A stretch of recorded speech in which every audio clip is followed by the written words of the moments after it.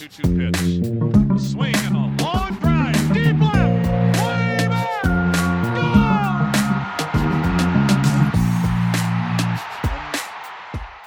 What's up, everybody? This is Carlos Collazo here for another Baseball America podcast. I am joined by JJ Cooper for a very special edition of the podcast. Just a few days ago, JJ finished up our Braves Before They Were Stars book, and we sent that to press.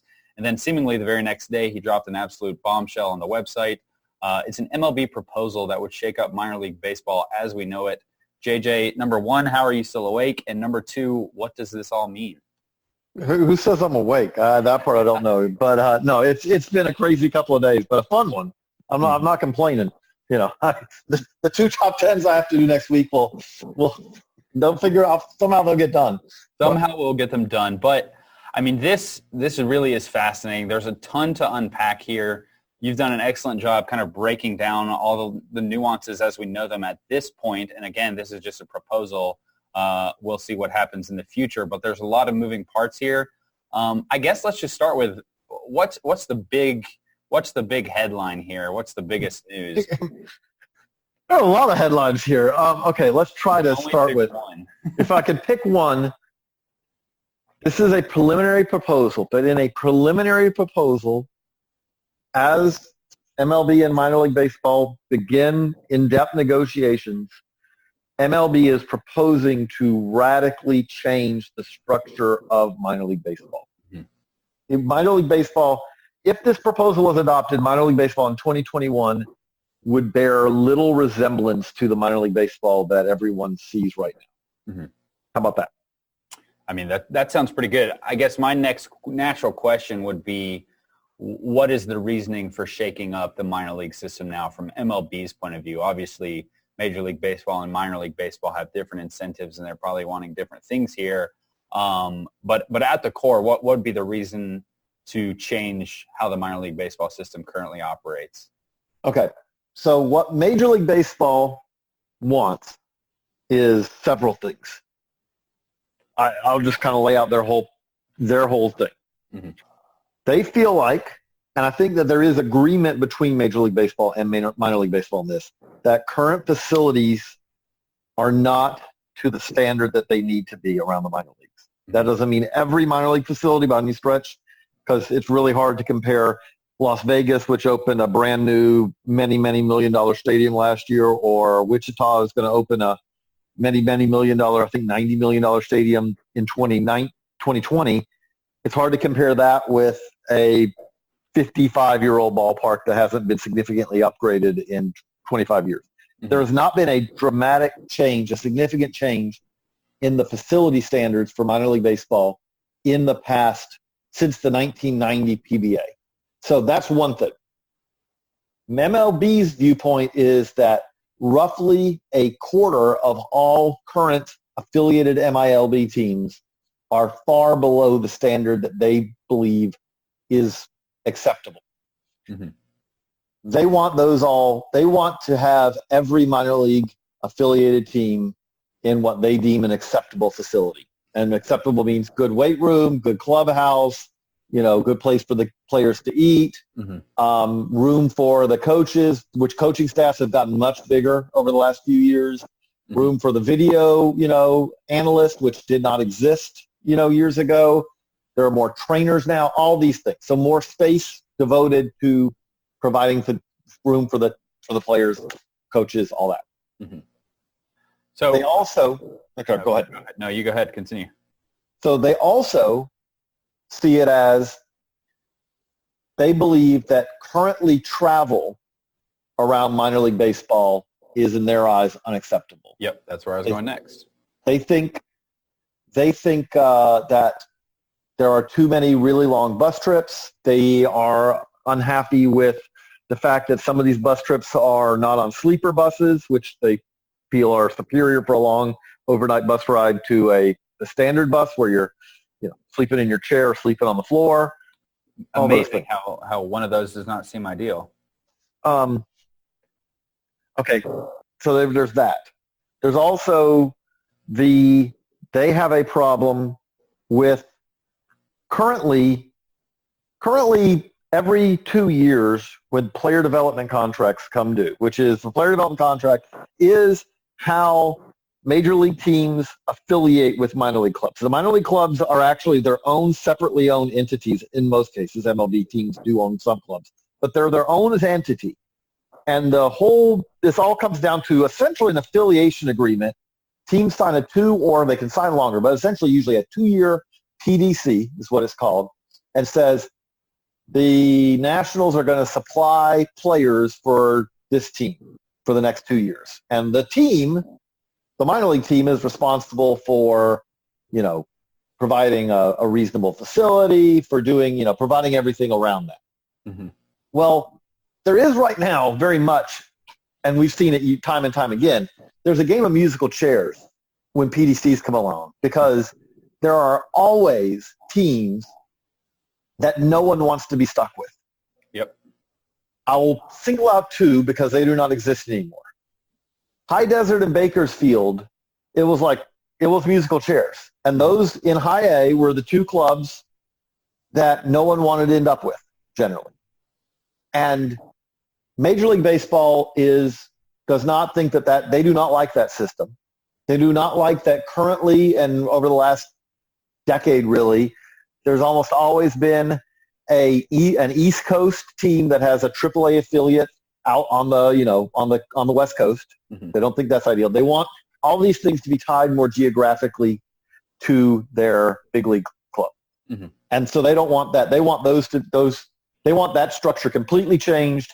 They, I would say, feel like that minor league teams have too much leverage in that.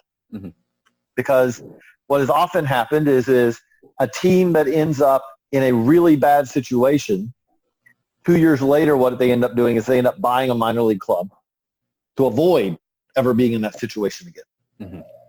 So those are the things. Those are big things. But then the key one that I think drives the impetus of all of this is there is now an acceptance that minor league players are going to get paid more. Mm-hmm. There is an acceptance that $1,200 a month is probably not sufficient, for a minor league player. And so I've heard the number I have heard on multiple occasions is looking at probably like a 50% raise. Yeah. Well, so Major League Baseball's viewpoint is that's going to happen. They're going to, but at the same time, they do not want that entire expense to fall on them. So I guess my question would be with this, because there's been a lot of feedback already. I wouldn't say feedback, a lot of reaction online to this story. A lot of people that I've seen are upset with it because they see the number of teams getting cut. They think less players are going to be less players in this system would be paid to play baseball. Do you think it's a case of one step forward and one step back, or do you think there was never going to be a way for minor league players to get paid more without some sort of consolidation of the minor league system? Oh, there's ways, but is there a willingness to have those ways? That, I guess, is a better way to pose the question. What I'm saying is that while both Major League Baseball and minor league baseball may see that players are going to get paid more, okay, let's just unpack this for a minute. Let's say, again, understandably, people are focusing on the proposal that Major League Baseball has floated, which would cut their way to do it. They're saying, okay, here's the way we could do this. Yeah. We're going to take those 25% of teams that we feel like are far, far below the facility standard that we expect, and we're going to drop them out of affiliated ball. Yep. And that doesn't mean they're going to drop all short season and rookie ball teams out. It means they're going to drop what they believe as subpar facilities in many cases. There may be some debate about how you define a subpar facility. But they're going to take the subpar facilities and they're going to drop them out of affiliated ball. And then just reshuffle everything. And then that also means that they're going to take above the bar, as they see it, facilities in short season clubs, in maybe even rookie level clubs, mm-hmm. and move them to full season ball. And so they said if we do that, and then they would also be very strict. So they would say, okay, our reclassification in this proposal You've got low A, high A, double A, triple A, and you've got a complex league team, Arizona or GC or Gulf Coast. You have a complex league team, and that's it. And they could significantly cut the cost of salaries that way because, like, to take an example, and this is the extreme example, but the Yankees have currently 8 North American, take the DSL, the Dominican Summer League out of it, 8 North American minor league clubs. Each club, let's just say for now, for purposes of this, for the off season, you can have at AAA, at Major Leagues is 40. That's not counted in this. AAA, you can protect 38 players, 37 in AA, 35 at every level of that. So that is 285 players that are under Yankees team control. Under the proposal, a team like the Yankees would now be able to have 150 minor league players under team control. So that lops off 130 players. If you go from paying 285 players to 150 and you raise salaries by 50%, you still have cut your costs, right? Yep. And for most teams, which do not have 285 players up to 285 players team control, if you lop off a short season club, that's 30, 35 players that you've lopped off. You've reduced the draft from, which we'll get into more later, but from 40 rounds to 20 or 25, you reduce the number of players who are in affiliated ball. And so that cuts the cost. Now, there are other ways you could do this. You could say, okay, how we're going to do this is we're going to share these costs with minor league baseball. In the 1990 PBA, and there's a story up in Baseball America that spells out the history of the professional baseball agreement between minors and majors, which was a lot of fun research for me. And I know I'm weird to have enjoyed doing that, but I really do. I mean, it's interesting to read. I think it'll be interesting to a lot of other people, not just baseball nerds such as yourself. But in the 1990 agreement, before that, which is most people understandably do not realize, before that, minor league baseball and Major League Baseball shared the expenses of paying for players. There was a time when basically MLB subsidized the salaries of players, but minor league teams were responsible for a portion of that. Well, they changed that in 1990. MLB teams were responsible for paying the players, but ILB teams had to pay a ticket tax. So they took some of their revenue from every ticket they sold and sent it to Major League Baseball. The number I've heard on that now is that basically that number is currently somewhere around $18 million that is sent to Major League Baseball in a normal year. Well, you could theoretically up the ticket tax significantly, and so minor league baseball would subsidize the increased costs of paying minor league players more without reducing players. I mean, that's theoretically possible. Again, I don't know. I do not have the reporting right now to say whether that is, financially feasible for minor league baseball teams. I would say from my understanding that you would probably hear that some teams it is feasible, some it's not. But that would be another way to do it. You could conceivably figure out a way to get all these facilities up to MLB's desired standards or close to it. That 1990 PBA, which was a landmark change. It's the biggest change in the PBA until potentially this one. With that one, it also required rather massive upgrades to facilities. And at the time that it was passed, it was thought, this is going to kill the minor leagues. These stadiums aren't going to meet it. We're not going to be able to make minor league baseball work. And what in actuality happened is while they were given a little bit of leeway on how quickly they had to be done, but eventually all these cities ended up building either massively upgrading their parks or in many cases building new baseball parks. And once they built new baseball parks, teams drew a lot more fans to a nice modern stadium rather than one that was built in the 30s. And so attendance really rose, and it ended up being great news for minor league baseball. Well, there is some belief now that the environment has changed, and it is much less realistic to think that teams would be able to get these upgrades paid for by cities. There would be a lot more of out-of-pocket expenses, which is something that whether, again, that's a debate for another day, but whether it's realistic or not, I don't think there's a lot of appetite for significantly going out of pocket for owners to do these upgrades themselves, especially, I will note, on stadiums that they do not own. Yeah. So, a city-owned stadium or a county-owned stadium, you probably, as an owner, don't necessarily want to put a whole lot of money in that you don't own the stadium. Exactly. Yeah, that makes sense. So again, there are ways to get to this potentially that don't involve it. It could be that this is a salvo of like, this is the worst case scenario and it ends up being something less. This is a negotiation.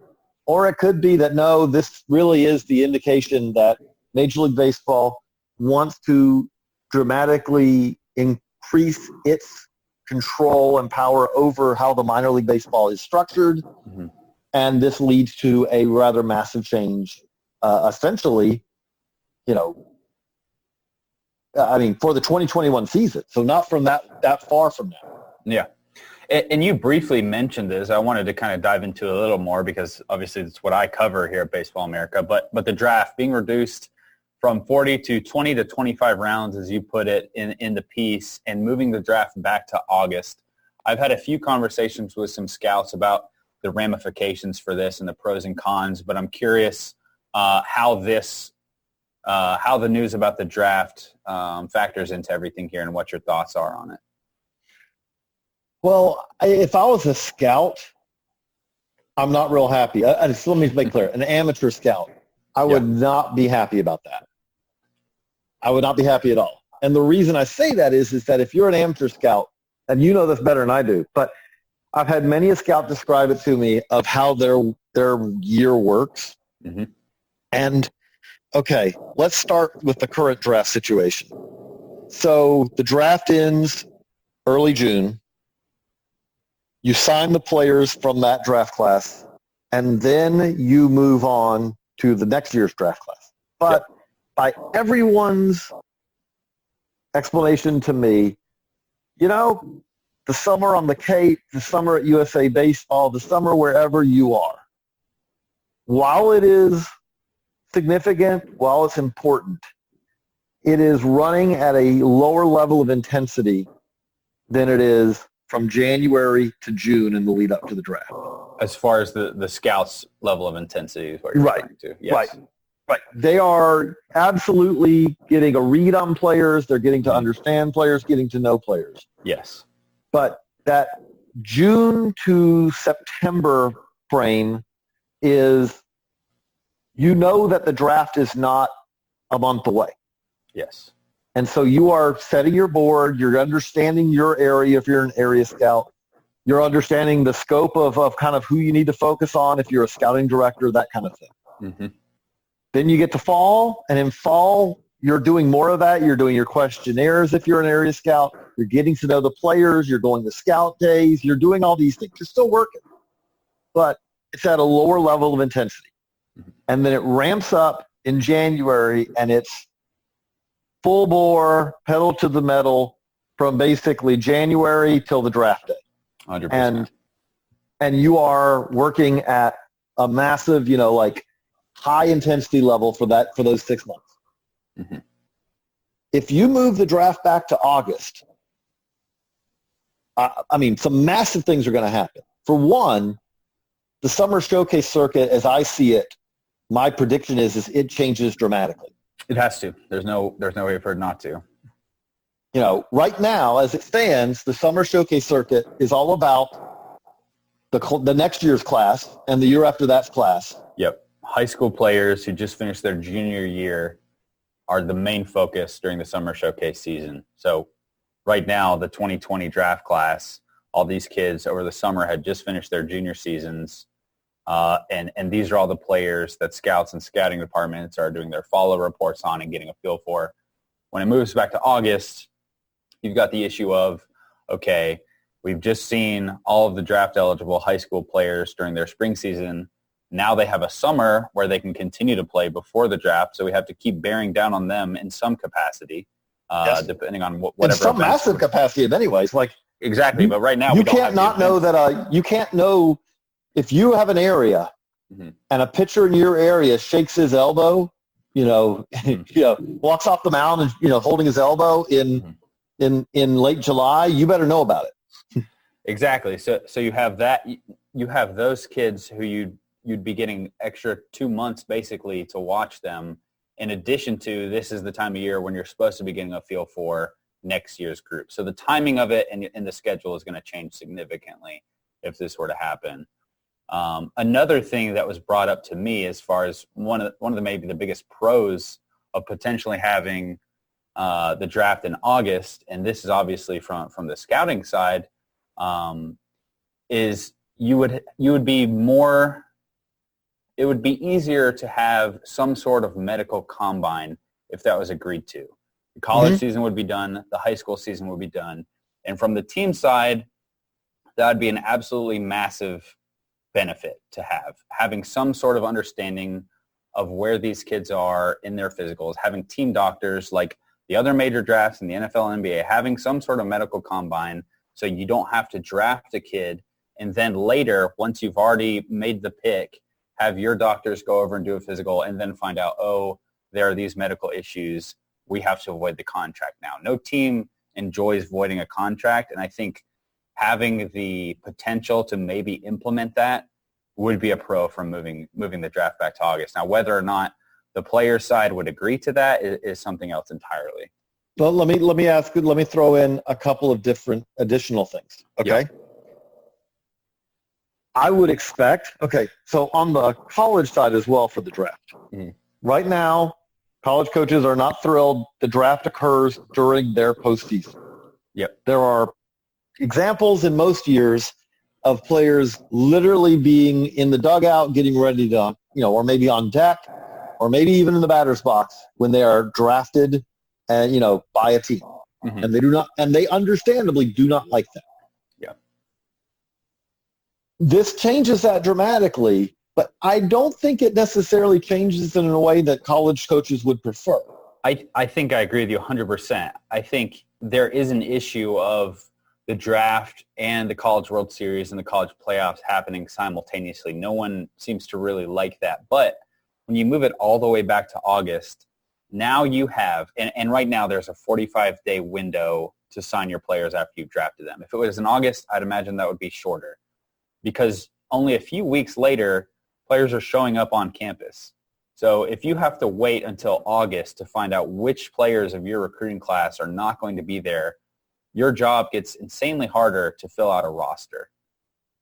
And that affects everyone. In the playoffs, the only teams that are affected are the teams that are in the playoffs. Now, that's a lot of teams, obviously, but if it's moved back to August, every team is affected. And now, if you rewind the clock 10 years plus, what used to be the system is players were drafted in early June, and then there was no signing deadline. You could sign if you were a college player, you could sign until the day that you stepped foot into class. And there were examples most years of players literally signing like they were on campus, but they had to set foot in class, and then they signed. So there was obviously some understandable uncertainty for college teams. However, most of those guys, this was the J.D. Drews of the world we were talking about, the Stephen Drews. These were the first-round picks who were trying to get, trying to get a deal worked out. And in most of those cases, you were already operating on assuming that this player was actually going to leave, right? Yes. And it was very few players.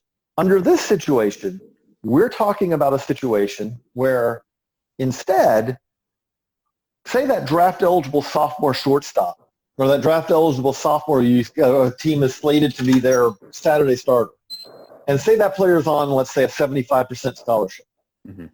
Well, you're not going to have any idea at the end of your season at all whether that guy's going to get drafted or not. Yep. Where he's going to get drafted, whether he's going to sign.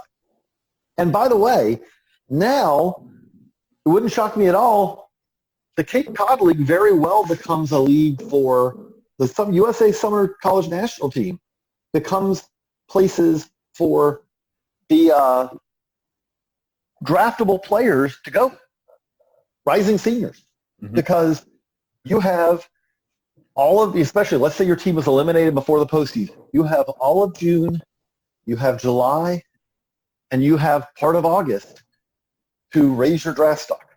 Well, you know, that's significant. Yep. And so it would not stun me that you would see basically all these teams move up. They all move up a ladder, like all these leagues. So theoretically, you could have the Cape having a lot of juniors, USA Baseball having a lot of juniors. Then it wouldn't shock me then that, okay, there's only so many roster spots. So then the North Woods League, you know, has a lot of really good sophomores that are going to the Cape now. Then maybe the Coastal Plain and all these. Maybe some league starts to get into the biz of hey, we're going to have ours is going to be a rising freshman league. Yep. In addition to that, I imagine you'd get a lot of showcases pop up that don't exist now for the high school kids who have just graduated.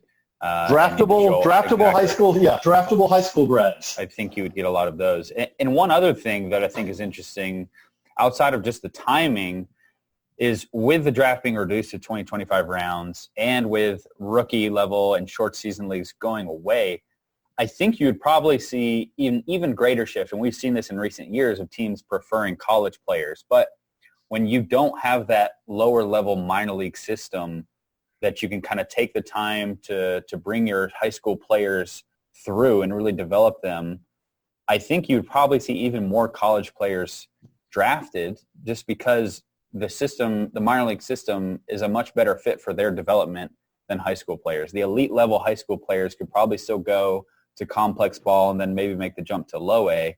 But in this situation, you'd have to wonder about how many high school players could survive in the minor leagues without repeating complex ball for like 3 years. Right. That was definitely a concern that was brought up to me.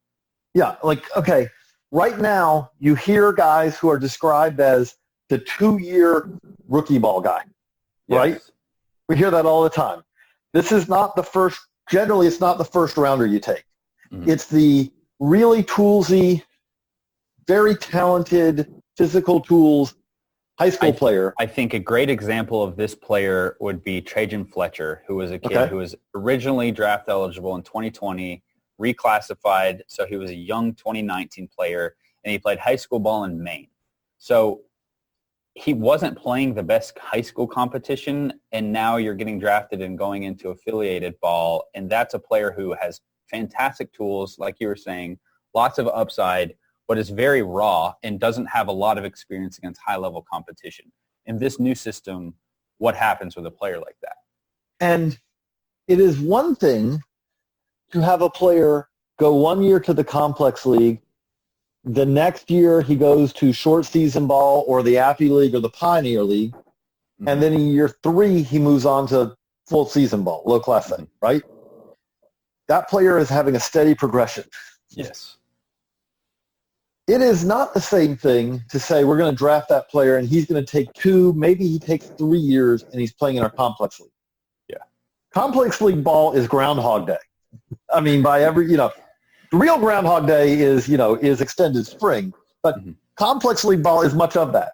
You're in the same facility all year, you show up, you're in the same hotel room, all that, all the way up. Yes, I think that those players, teams would be less likely to draft and sign them out of high school because that is not as strong a development path.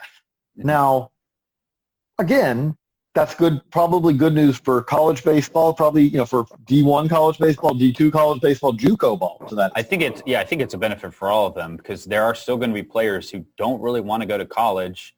And if they don't want to go to complex league for 3 years, they would go to a JUCO for a year or two and still have the ability to be draft eligible and maybe expedite their process that way. So I think it would benefit everyone as far as getting talent to the colleges. Now, whether or not major league teams are happy with the way that college baseball develops talent is a whole nother question. Right, but the other part of this, though, that I do think that also stands out with that is,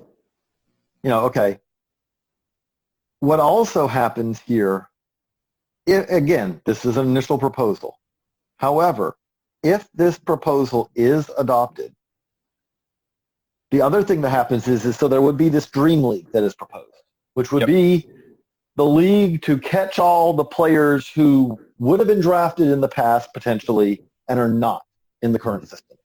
Under the not current system, in the proposed system. You've cut the draft to 20, 25 rounds. So all of a sudden, that means literally hundreds of players who would have been drafted and signed are not going to be drafted and signed. I mean, you can do the math. It's if you cut the draft in half, not every player in the 21st to 40th round signs, but that's 30 players picked per round times 20 rounds. You can do the math. Now, a thing that will be pointed out, and it is completely an accurate point, is most of those players drafted in those rounds will never play Major League Baseball. Mm-hmm. Less than 4% of those players are going to play Major League Baseball. Okay. That's a significant point. However, if you're baseball, you do not want to lose that 4%. Absolutely not. So you want to have a structure to hopefully have those players cream rise to the top. That's where the Dream League comes in, where players would be paid what I would assume are, they're not getting this, new increased salaries. That's not, I do not believe that is part of this design. Mm-hmm. They would be, and they would be dreaming for that money. They would be dreaming for that money. From what I understand, they would, $5,000. Teams could purchase players' contracts from that league for $5,000. But, but most of those players, reality is they would play in those leagues, and that would be the extent of their pro careers. Mm-hmm. If you want to, and it is a pro career, much as indie ball is a pro career.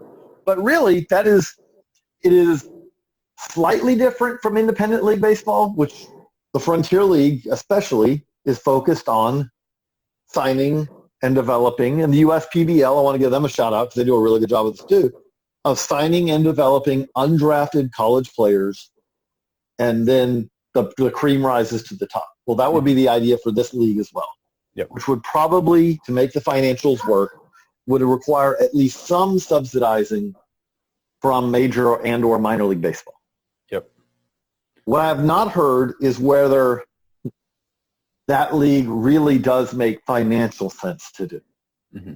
It makes a ton of sense if you are Major League Baseball proposing this.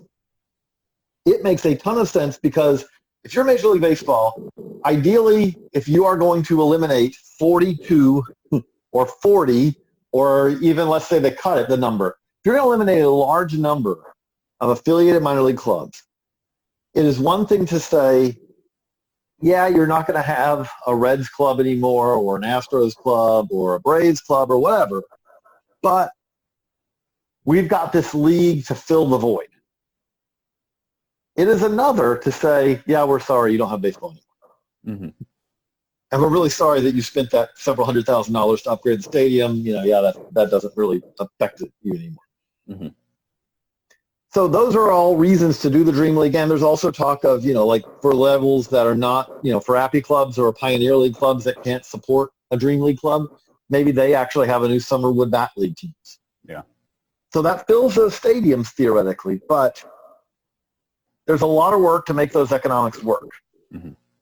And, the reality is I will tell you right now, there are an endless supply of players. I will tell you right now, what the world does not need from a talent standpoint are more Summer Wood Bat Leagues. Yeah. Now, that is not disparaging many of these Summer Wood Bat Leagues, but the reality of it is that there are, by last count, I believe there are over 200 Summer Wood Bat League teams around the country. So there are Summer Wood Bat League teams currently able to handle at almost any level of college talent. Mm-hmm. You could add more. There is an endless supply of players in many ways. The JUCO backups are not currently all getting jobs. So there are ways you could, the D3 player who's not getting innings on his team, is not being signed right now. Things like that. Mm-hmm. But But the reality of it is that maybe these end up being great summer wood bat leagues that are very important and all that. But the reality is that, just saying it's a summer wood bat league, well, there are a lot of those right now. No doubt. And so, JJ, I feel like you've done an excellent job kind of summing up everything that you can in a podcast. At least you guys all definitely need to go read JJ's piece in its entirety so you can get all the details and all the nuanced points that are brought up. But what happens now? What's next, I guess, to kind of sum up this conversation? Well, a couple of things. One, this is the start, not the start. I mean, I was talking to people about this. I've been reporting the story for over a year. So, I mean, the PBA's been coming down the road for quite a long time. But so this is not the start of negotiations, but there is something that focuses attention is when you get to, we're coming up on the 1 year mark of the PBA before the new one needs to be done. Yeah. And so because of that, this is really where the negotiations are ramping up, undoubtedly. Mm-hmm. And so what we will see, they're taking the month of October off from negotiations. There will be more negotiations in November. I'm sure that it will be a massive topic of discussion at the winter meetings in San Diego in December.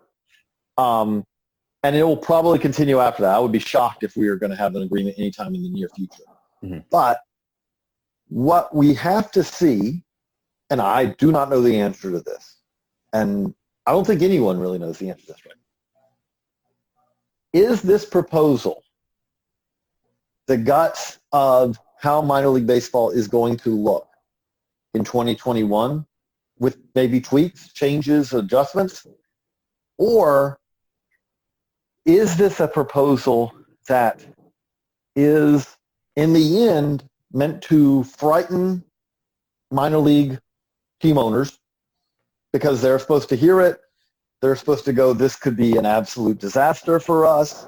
This is awful. Mm-hmm. And if that's the case, does Major League Baseball then come back with what, you put in air quotes here, but what, again, I'm not trying to judge it either way. I'm just trying to lay it out. Mm-hmm. A more what would be viewed by minor league teams as a more reasonable proposal. Maybe they come back and they say, hey, yeah, we're not going to get rid of 42 teams. We're going to do some really strict facility improvement requirements, really strict ways to enforce those facility improvements, and maybe some very punitive measures if you don't. And maybe they get rid of a couple of leagues to reduce the number of teams, but not all these teams. And they increase the ticket tax, and by doing so, minor league baseball helps pay for the increase in salary costs and all that. And maybe at the end of the day, we look back on, today and say, yeah, that was their negotiating tactic to get a lot of what they wanted. Yep. Oh, I should include, and they completely revamped the PDC structure so that teams have much longer. So Major League Baseball has much more control over PDCs. I think that's something that's very important in Major League Baseball. But so that could be something where you go, oh, it didn't end up being as dramatic, as drastic as it sounded like it was going to be, this Friday that we're talking. However, one other thing I do want to add with that is that I do think is significant and is something to pay attention to. Normally, there's a whole story on Baseball America about the history of the PBA going back to 1903. Enjoy. But normally a PBA agreement has been often a 7-year agreement. Sometimes it's been as much as a 10-year agreement. Now, there usually have been opt-outs in the middle of it where teams could, where the sides could renegotiate a little bit, but generally it's been long agreements. This agreement that MLB right now is aiming for a 5-year agreement. And one of the things that is coming out of that is that really causes concern, I think, among people on the MILB side. Mm-hmm. Because 5 years means that really 3 years after this agreement, you start talking about the next one. Because, again, we were talking about this PBA. I was talking to people in the winter meetings at it last year, 2 years away from the agreement. Well, There is some thought that no matter what happens this time, that this could in some ways be Major League Baseball's proof of concept of let's see where it goes in this one. But at the same time, maybe, if it's 120 teams this time, maybe it's 90. Maybe it's A-ball, AA, AAA. Maybe it's further rationalization of it down the road. Maybe we don't need this many minor league teams. And the difficult thing here for minor league baseball is that, I'm not a lawyer. I do understand some part of negotiations. Everyone does. Major League Baseball has a lot more negotiating leverage in this situation than minor league baseball does. Mm-hmm. Minor league baseball really, at the end of the day, just wants to keep things as close to what they are right now as they can. If Major League Baseball had come to minor league baseball and say, hey, we just want to roll over this agreement for another 10 years, minor league baseball would have said, great, we don't need to make any changes. Major League Baseball is the one that absolutely positively wants changes. Mm-hmm. It is way harder to negotiate from we just want to keep the status quo than it is if you have significant asks. And again, I don't think there's a way minor league baseball can change this. I don't think it makes any sense. I don't think that they would be in a better position if they had some crazy asks of Major League Baseball like, hey, we want to get rid of the ticket tax. We want you to pay for all transportation, all that. Major League Baseball would come to the first meeting, say, yeah, no. And if you want to take this further, at the end of the day, Major League Baseball needs, as just the reality, rewind to 1990. In 1990, Major League Baseball, that year there were 2 winter meetings because it was so ugly. But Major League Baseball started preparing for the idea that for all their teams who didn't have player development contracts for 1991, they would play all their games at their spring training complexes. Mm-hmm. We'll open it up. We'll charge admission. Come see the future Giants and the future, Cubs face off today. AA, AAA, A-ball. And minor league baseball started preparing for the idea that maybe they would have to procure their own players to fill their teams. Mm-hmm. And pay their salaries and all that. Of those two, I'll ask you, Carlos, which seems like the easier thing to do? Yeah, point taken. If Major League Baseball decided that, again, it will not get this way, but if they decided it got so ugly that they said in 2021, you know what, we're going to take our players and we're going to go home. Mm-hmm. All these players are going to play at their, at our spring training facilities all year, the complexes. That's where they're going to all play their games. Now, again, it'd be a PR hit for them. It'd be an ugly black eye. It would not be, I'm not saying it would be all happy and everyone would love it. Mm-hmm. But they have the facilities. They house all those players there for spring training. Mm-hmm. It's not something where they can't do this and pull it off. If you're minor league teams, at the end of the day, if you don't have a PDC for 2021 and Major League Baseball takes their ball, takes their players, and goes home, the difference of them going out and getting players, which there are players that exist, essentially you would turn all of affiliated minor league baseball conceivably into indie ball. But telling all these teams, you have to go get your own players and you have to pay them. And you have to find the right players, which is things that no minor league team in affiliated ball has had to do for multiple decades. Mm-hmm. That's not really a viable long-term option. And so at the end of the day, that's where minor league baseball has difficulty in these negotiations. Minor league baseball's leverage in these negotiations is how much of a public relations beating is Major League Baseball willing to take. Yep. But they do not, as I see it, and again, I may be wrong. I'm not saying I know all of these things. But as I see it, at the end of the day, minor league baseball, they can't force Major League Baseball to agree to their side. Mm-hmm. At the end of the day, if Major League Baseball does not want to view this as a partnership and wants to view this as an adversarial or at best a neutral relationship, it is very hard for minor league baseball to convince them to do otherwise. And I mean, the reality of it is that the way I've had multiple people put it to me is that in 1990, it got ugly. But in 1990, everyone involved was still, I mean, again, this is a term I'm sure you hear a lot in scouting circles too. Everyone involved was baseball people, is the way I've had it put to me. Yep.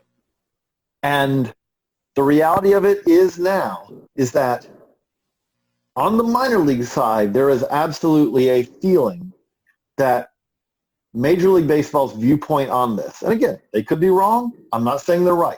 But their viewpoint is Major League Baseball is viewing this for their short-term individual gain, whether that negatively impacts baseball as a whole in the long term or not. And again, they have a reasonably solid argument there, which is that you can make the argument on one side that says, you know what, minor league baseball has said they're not about the game anymore, they're not about the score, they're about entertainment. And that's absolutely true. I've had so many minor league GMs, so many minor league owners tell me that over the last 20 years. You know, you hear it over and over and over. Oh, most of our fans leave the game every night not even knowing who won. And that all may be true. At the same time, in many places around the country, if you want to watch baseball, it's going to be college baseball, you know, a high-level baseball. It's going to be college baseball or minor league baseball. And in many cases, it's minor league baseball. We're based in Durham, North Carolina.